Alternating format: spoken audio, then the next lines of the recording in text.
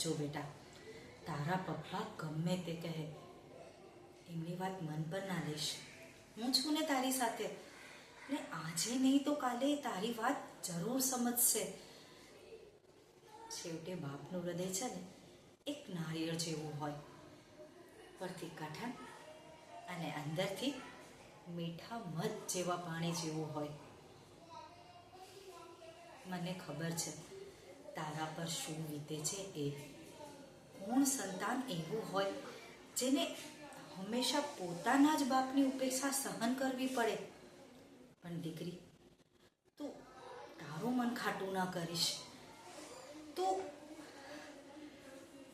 તારા કામ ઉપર ધ્યાન દે અને આગળ વધ. મને ખબર છે કે તું કેટલી મહેનત કરે છે.